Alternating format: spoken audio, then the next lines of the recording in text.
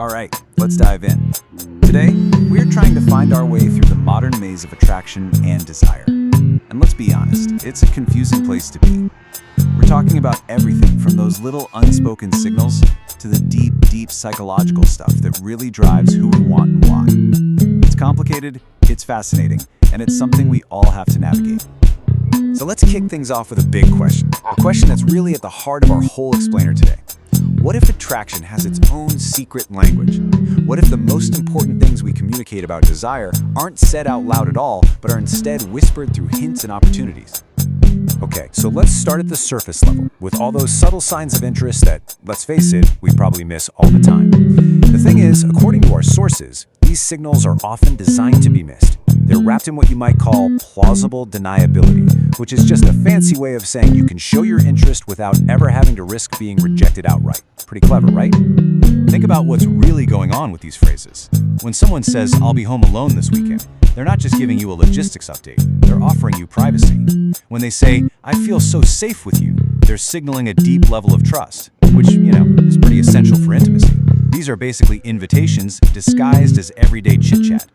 This really gets to the heart of it. A lot of the time, desire isn't communicated directly through words. It's communicated through opportunity. The real message is in the scenario that's being created for you. But here's the super important part. Context is everything. None of these phrases mean anything on their own, in a vacuum. You have to look at the whole picture, the relationship you have, the timing, the setting. It's about spotting a pattern of these signals, not just grabbing onto one single sentence and running with it. So if that's the subtle side of things, where does it go from there?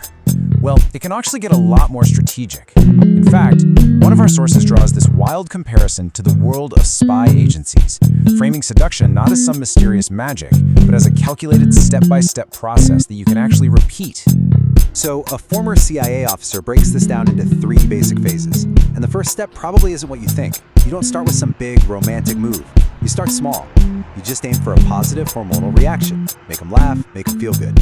Once you got that, you move on to building an emotional connection. And only after that do you get to a place of logical influence, where they start to follow your lead because it just makes sense to them. This is a huge reframe, right? The initial goal isn't the whole shebang. It's not even about intimacy. Not at first. It's purely biological. The idea is to trigger a positive neurochemical response because that's what opens the door to everything that might come next.